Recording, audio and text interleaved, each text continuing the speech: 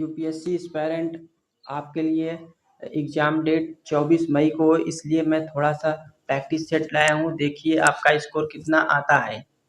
तो आइए पहला क्वेश्चन देखते हैं। फंडामेंटल राइट्स किससे संबंधित है? तो फंडामेंटल राइट से कौन सा कथन सही है? चुनिए और उसका सही उत्तर दीजिए। लीजिए 5 सेकंड। क्या समानता का अधिकार फंडामेंटल राइट है? जी हाँ, बिल्कुल फंडामेंटल राइट है। संपत्ति का अधिकार पहले था लेकिन अब हटा दिया गया है। यह आर्टिकल 300 में है। 300A में संपत्ति का अधिकार है। स्वतंत्रता का अधिकार मौलिक अधिकार है। तो कोड नंबर 1 एंड 3 सही हो जाएगा। केवल 1 एंड 3 कोड नंबर सही हो जाएगा। यदि सही हुआ हो तो कमेंट में बताइएगा। अगला क्वेश्चन है, बेसिक स्ट्रक्चर ऑफ डॉक्ट्राइन किससे संबंधित है? किस केस से संबंधित है?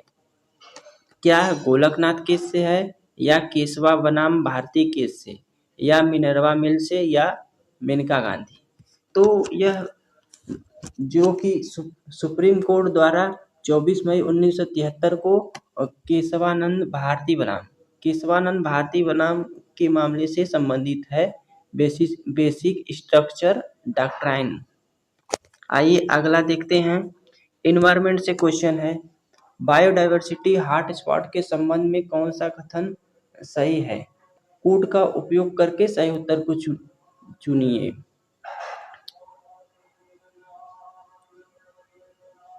तो इसमें होगा 1 और 3, केवल 1 और 3 सही हो जाएगा। कोड नंबर 1 सही हो जाएगा।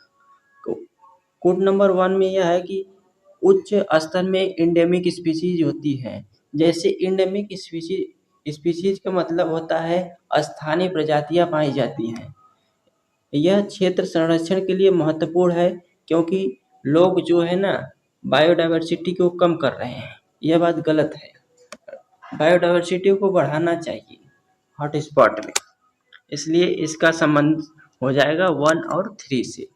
आइए अगला देखते हैं। हिस्ट्री के क्वेश्चन है, जैसे परमानेंट सेटलमेंट किसने लागू किया था? अस्थाई बंदोबस्त को किसने लागू किया था? तो अस्थाई बंदोबस्त को लॉर्ड कॉर्नवालिस के द्वारा लागू किया गया था। लॉर्ड कॉर्नवालिस के द्वारा।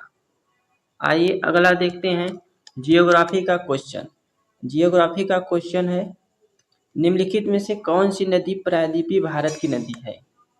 तो कोड नंबर 1 गोदावरी नदी, कोड नंबर 2 कृष्णा नदी, कोड नंबर 3 गंगा नदी।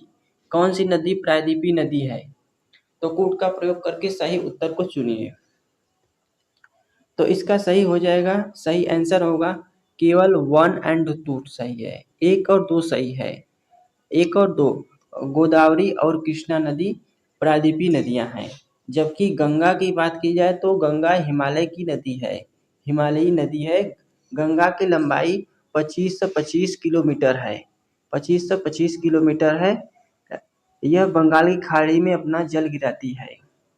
जब बंगाल की खाड़ी में गंगा नदी जाती है तो इसे पद्मा के नाम से कहा जाता है। गंगा और ब्रह्मपुत्र नदी जब आकर एक आपस में मिलती हैं तो मेघना नदी का निर्माण होता है।